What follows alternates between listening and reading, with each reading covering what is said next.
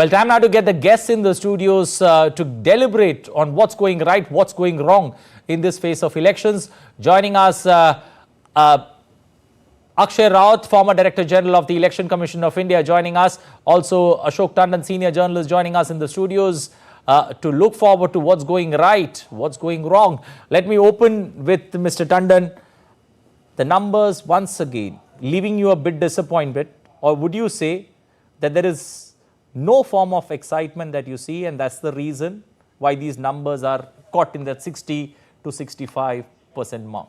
You know, even after the first round, the final figures which came much later, they were not so disappointing. 65. So, yeah. Similarly, I think when the final figures of the second round will come, Election Commission, it may not be very disappointing. But the fact remains, when the elections are held in a very normal circumstances, there is nothing to, enthuse the voters to go to the polling booth with a vengeance. Now, this can happen only in two situations. One, if the people want to oust the incumbent government, they go to the polling booth with a vengeance, as we saw in 2014 elections. Okay.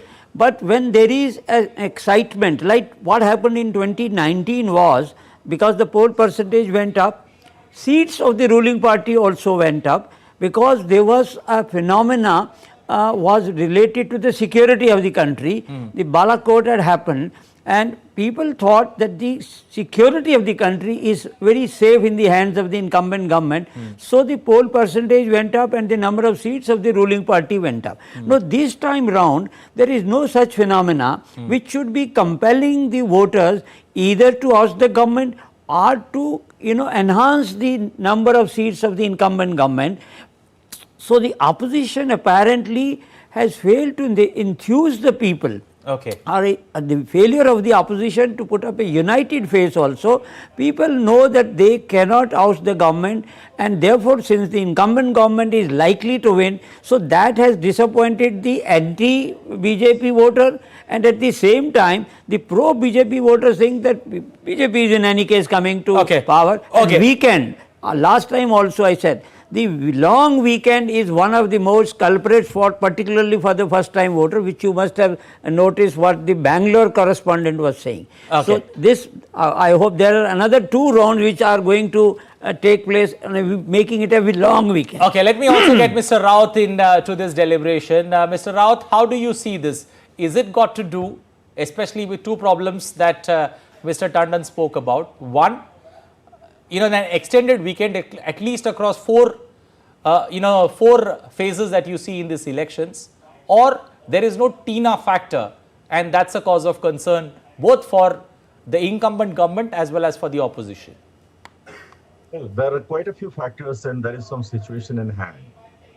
Your correspondents have very rightly expressed some sentiment, and very genuine sentiments about disappointment and not great turnout. And Mr. Tandon was talking about political contestation largely. We need to understand that the whole voter turnout is factored on two premises. One is the electoral political contestation, about which Mr. Tandon was very rightly referring to. But I would focus a little more on the management interventions to get people in terms of good information, good motivation, and good facilitation. I think Election Commission is doing immensely on that. It goes down to the citizen, whether they are politically enthused or not enthused, that's another case. There is something called a nota as well. Just to come as a matter of right and duty, like something which is a civic duty and civic thing to do. They must come and vote, but many times they don't do, and particularly in urban centers, we are finding they fail to do. So that's disappointing, and some work must go on. I don't take the pretext of the heat. Why? Because Indian democracy is a reflection of toiling masses, people who go in hot weather to farming, to fishermen to the sea, and industrial worker to factories. So we can have excuses. Yes, there is a heat weather condition, hot weather condition, but that cannot be a full excuse for not turning up. There is one more thing, Anilji, which I must mention.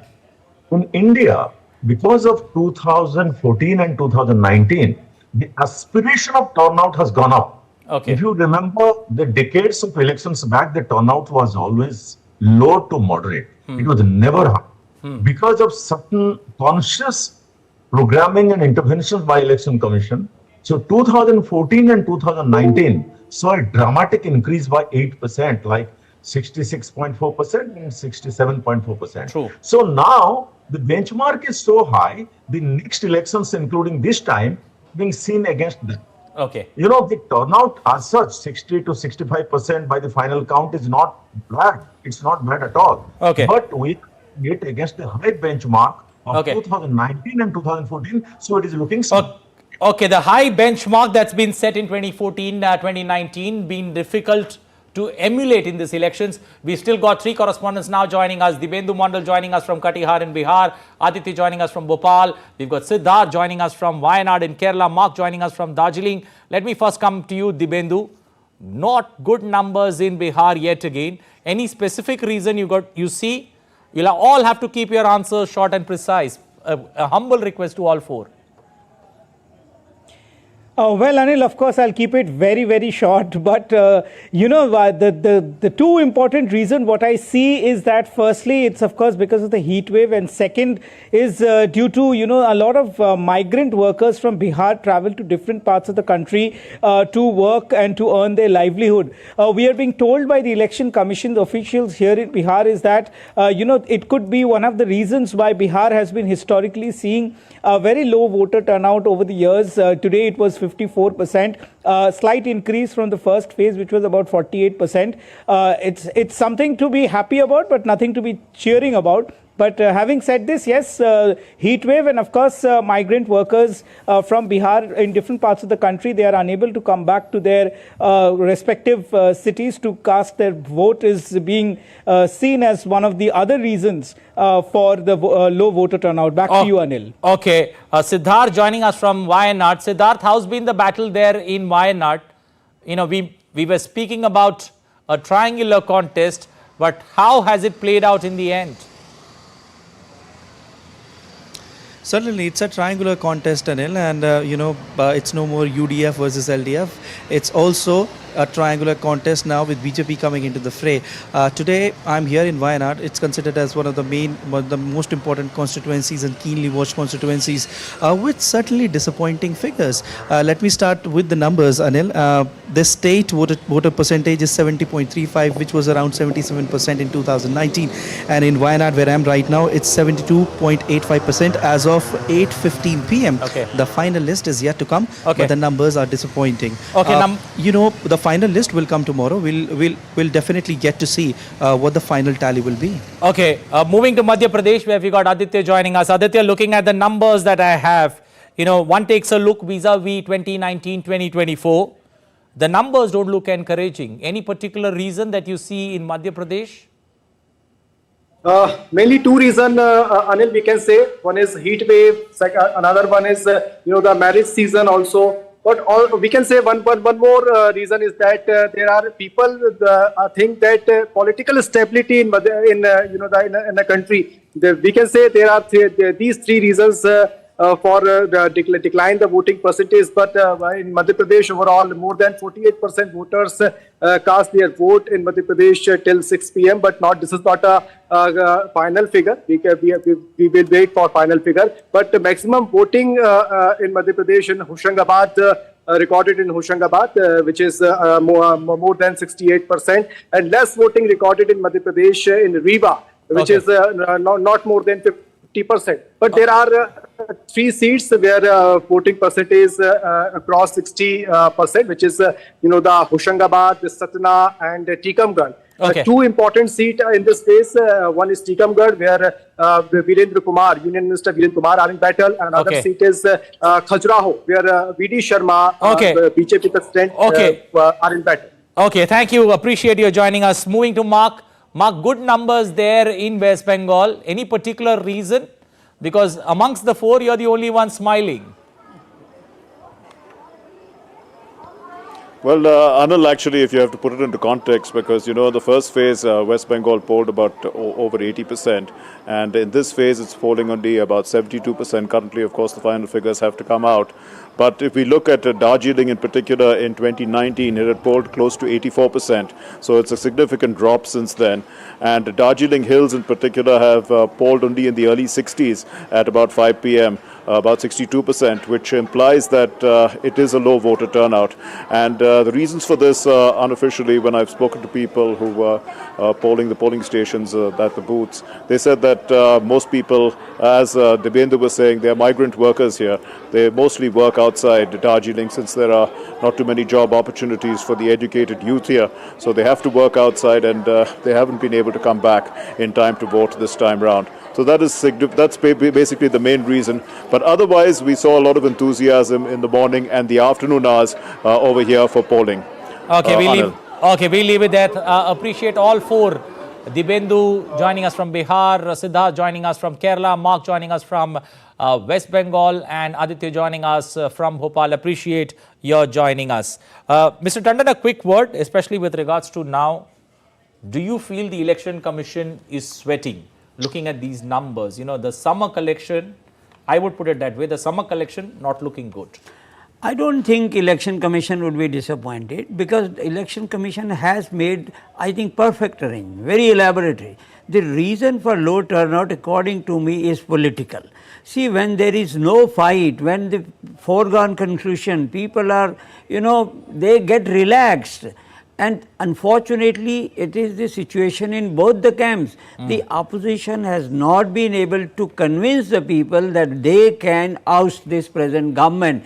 And therefore, the dissensions within the opposition, there is no leader who has been projected, and the kind of, look at it, in Kerala, the Indi Alliance is fighting against Indi Alliance. The left front candidate is challenging.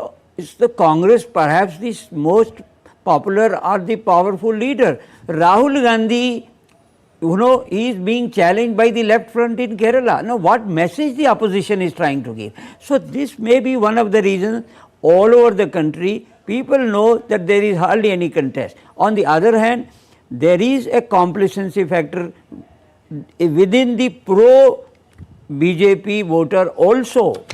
And therefore, they think it's a foregone conclusion. So that is politically, I think that is happening across the country. Okay, a quick word from Mr. Akshay Raut. Mr. Raut, do you feel now with two phases over, 33% of parliamentarians' fate being decided in these two phases, 190 seats over and out, is there something that the Election Commission needs to do different in the next 5 phases? I think Election Commission is incessantly working on it. After the phase 1, there was a 4% drop.